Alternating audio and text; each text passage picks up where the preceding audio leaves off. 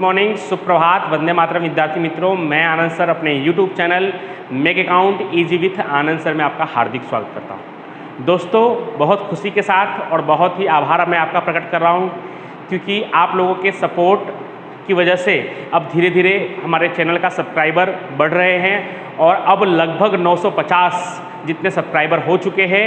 50 और सब्सक्राइबर हो जाएंगे तो मेरे चैनल के भी 1K सब्सक्राइबर हो जाएंगे, और इन सभी के लिए आप सभी लोगों को थैंक यू सो मच। दोस्तों, आपको पता ही है मेरे चैनल के माध्यम से मैं आप लोगों के लिए अकाउंट स्टेट के वीडियो 11-12 का अकाउंट स्टेट का वीडियो आपके सामने लाता रहता हूँ। साथ ही साथ आपको प्रेरित करने के लिए एक छोटी सी प्रयास के रूप में मोटिवेशनल वीडियो, आपको हंसने के लिए कई बार जोक्स भी मैं आपके समक्ष लाता रहता हूँ। तो ये चैनल जो है एक कॉम्बो पैक के रूप में आपके सामने उभर कर आया हुआ है। चलिए अभी स्टार्ट करते हैं। अकाउंट में हम लोग दोस्तों चैप्टर नंबर 6 साझेदार की निवृत्ति और मृत्यु को पूरा कर चुके हैं। इस तरह से दोस्तों मेरे YouTube चैनल के माध्यम से आपको चैप्टर नंबर 2, 5 और 6 जो तीनों ही बहुत ही बड़े और महत्वपूर्ण चैप्टर है, जिसमें से बड़े बड़े सवाल आपके बोर्ड की एग्जाम में पूछे जाते हैं। हमेशा एक एक सवाल पूछे जाते हैं। इस साल अगर सिलेबस कुछ कम होगा तो हो सकता है कि हर पार्ट में से 2-2 सवाल पूछे जाए। तो ये तीनों पार्ट और इस पार्ट के प्रत्येक क्वेश्चन, एक भी क्वेश्चन मैंने छुड़वाया नहीं है। हर क्वेश्चन मैंने आपको एकदम विवरण सहित, गणना सहित अच्छी तरह से मैंने आपको करवाया है। पार्ट 2 वार्षिक हिसाब, पार्ट 5 साझेदार का प्रवेश और पार्ट 6 साझेदार की निवृत्ति और मृत्यु। ये तीनों के तीनों आपको प्लेलिस्ट में जब आप जाएंगे तो आपको मेरे चैनल में अकाउंट स्टेट में 12th अकाउंट में आपको ये वीडियो मिल जाएंगे, आप उसे जाकर देख सकते हैं। साथ ही साथ स्टेट का भी मैंने आपको पार्ट 2 और पार्ट 3 पूरा करवा दिया है। पार्ट 4 भी आपके एग्जाम से पहले, हाँ मैं आपको एक बार याद दिला दूं कि आपकी फर्स्ट टर्म की एग्जाम भी आने वाली है, जिसके संबंधित टाइम टेबल भी आपके ग्रुप में रखा जाएगा और ब्लूप्रिंट भी मैंने आपको दे दिया है। तो उस ब्लूप्रिंट के हिसाब से अकाउंट का जो एग्जाम होगा, अकाउंट का जो टेस्ट होगा, उसमें पार्ट 1 से लेकर पार्ट 7 तक पूछे जाएंगे। क्योंकि दोस्तों हमने पार्ट 1 से लेकर पार्ट 6 तक पूरा कर दिया है, पार्ट 7 शुरू कर रहे हैं आज। तो पार्ट 1 से लेकर पार्ट 7 तक पूछे जाएंगे। किस प्रकार से पूछे जाएंगे तो ब्लूप्रिंट मैंने आपको भेजा है, कोशिश करूंगा कि एक बार आपके स्क्रीन पर भी दिखाई दे। यस, तो सेक्शन ए ये आपके 4 मार्क्स का सेक्शन ए, 4 मार्क्स का सेक्शन बी, सेक्शन सी में 2 क्वेश्चन होंगे वो 6 मार्क्स के लिए, सेक्शन डी में 2 क्वेश्चन होंगे वो 8 मार्क्स के लिए। उसके बाद सेक्शन ई में 2 क्वेश्चन होंगे वो 16 मार्क्स के लिए, और सेक्शन एफ में एक वार्षिक हिसाब होगा 12 मार्क्स के लिए।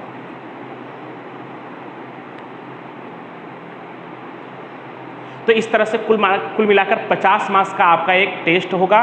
सेक्शन ए में जो 4 मार्क्स के जो MCQ क्वेश्चन होंगे वो पार्ट 1, 3, 4 और 7 में से होंगे। ए और बी के दोनों के ही जो 4-4 क्वेश्चन हैं वो पार्ट 1, 3, 4, 7 में से होंगे, क्योंकि ये छोटे छोटे पार्ट हैं, इसमें से बड़े बड़े सवाल नहीं पूछे जाएंगे। इसके लिए सेक्शन ए और बी के जो 4-4 क्वेश्चन हैं वो मैं पार्ट 1, 3, 4 और 7 में से पूछूंगा, वो भी मैंने नीचे लिखा है। बी में भी सेम एक एक वाक्य जो प्रश्न होंगे संक्षिप्त में उत्तर दीजिए, वो भी पार्ट 1 यानी साझेदारी विषय प्रवेश, पार्ट 3 ख्याति, पार्ट 4 साझेदारी का पुनर्गठन और पार्ट 7 जो हम सीखने वाले हैं साझेदारी पेढ़ी का विसर्जन, उसमें से पूछे जाएंगे। सेक्शन ए और बी कंप्लीट। सेक्शन सी में सिर्फ 2 ही सवाल होंगे दोस्तों।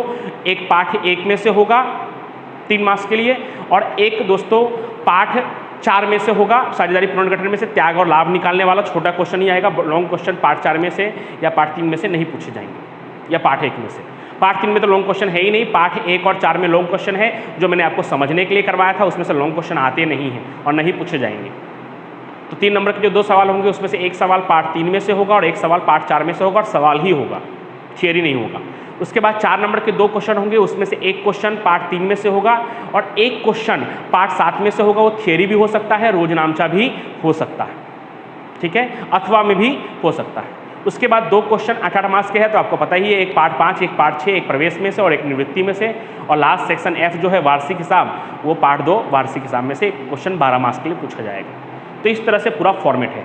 इसकी आपको अच्छी तरह से तैयारी करनी है। और दोस्तों आपको चिंता करने की जरूरत नहीं है। पार्ट 1, 3 और 4 जो मैंने आपको वेकेशन से पहले व्हाट्सएप वीडियो के माध्यम से सिखाया था, मैं पूरी कोशिश करूँगा कि उसका भी पूरा एक संयुक्त वीडियो बनाकर, एप्लीकेशन के माध्यम से एक संयुक्त वीडियो बनाकर मैं अपने चैनल पर रखूं, जिससे आप पार्ट 3, पार्ट 4 या पार्ट 1 का अच्छी तरह से रिवीजन कर सके। तो मेरी पूरी कोशिश होगी। अभी बोर्ड की जो पूरक परीक्षा हुई है, सप्लीमेंट्री जो एग्जाम हुआ है, उसका पेपर चेकिंग का मेरा ऑर्डर आया है। कल से मुझे पेपर चेकिंग करने जाना है, यानी 6 तारीख से।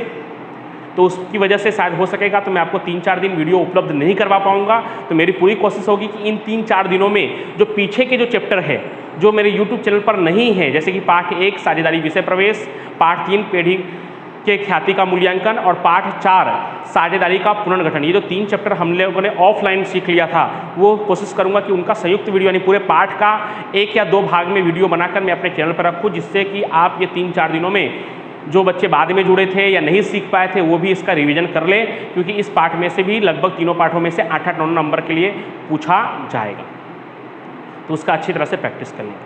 तो चलिए अब समय वेस्ट ना करते हुए, ऐसे समय हमने वेस्ट नहीं किया, आपको बहुत ही महत्वपूर्ण जानकारी दी है एग्जाम के लिए जो आपकी होने वाली है, और ये एग्ज़ाम बहुत ही आपके लिए महत्वपूर्ण है, क्योंकि हो सकता है तो बोर्ड में भी अगर कुछ मार्क्स स्कूल वालों की तरफ से मंगा सकते हैं तो वहाँ पे भी आपकी इस एग्ज़ाम का नंबर आपको काम लग सकता है।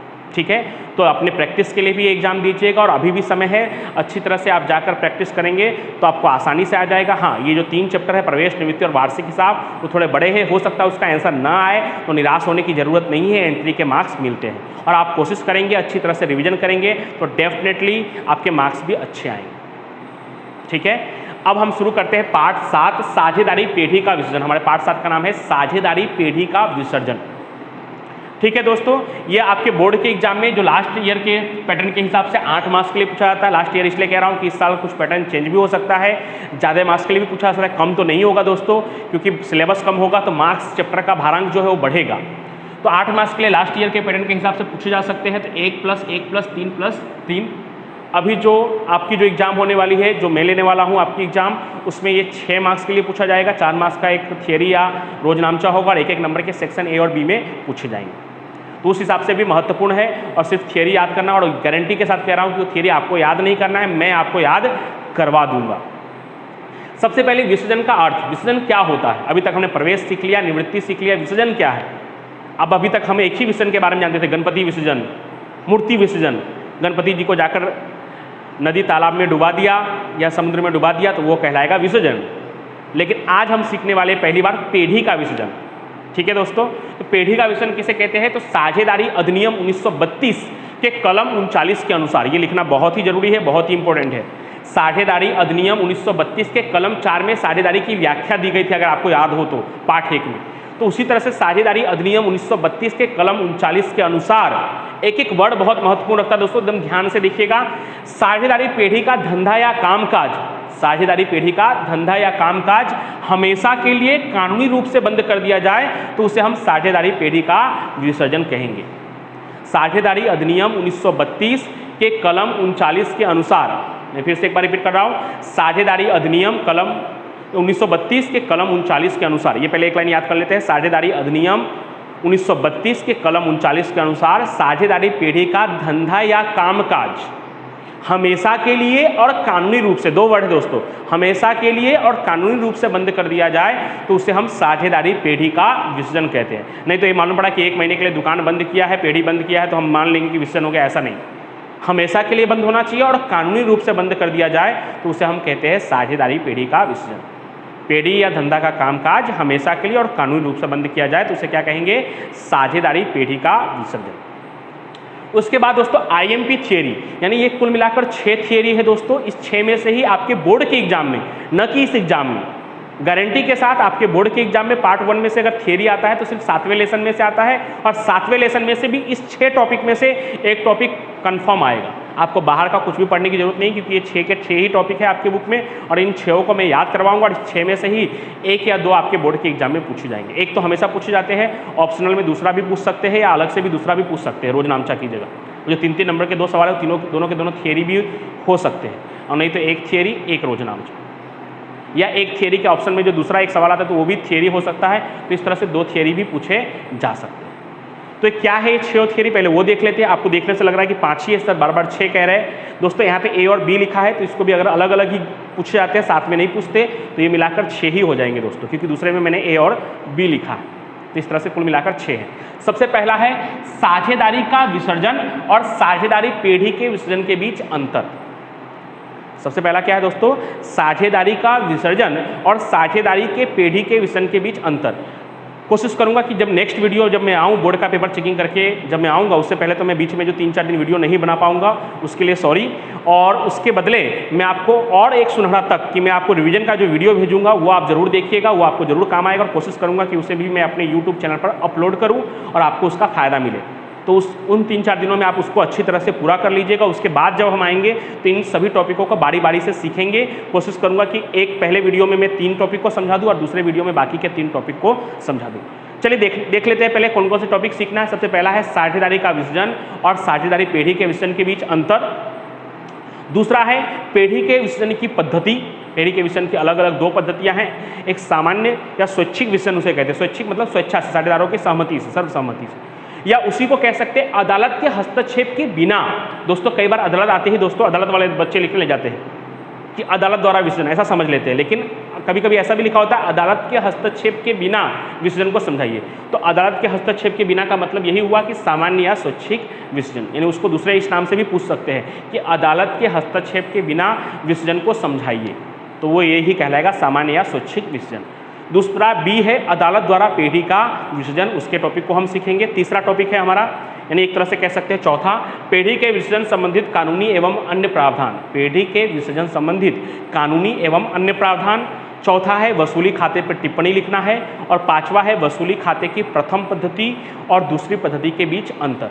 तो ये आपको जो स्क्रीन पर दिखाई दे रहा है दोस्तों, ये अलग अलग जो 6 टॉपिक है, इन 6 टॉपिकों को हम बारी बारी से पढ़ेंगे। होमवर्क के रूप में फिलहाल आप इसी टॉपिकों को एक बार खाली रीड कर लीजिएगा, पढ़ लीजिएगा, जिससे कि मैं आपको समझाऊंगा तो आपको अच्छी तरह से समझ में आए। और मैं जो रिवीजन का वीडियो भेजूंगा या यूट्यूब पर अपलोड करूंगा और उसका लिंक मैं आपको भेजूंगा, उसे आप ज़रूर देखिएगा, क्योंकि अभी जो आपकी एग्जाम होने वाली है उसके दृष्टि से वो बहुत महत्वपूर्ण है, क्योंकि 3 बड़े बड़े चैप्टर मेरे चैनल पर उपलब्ध है।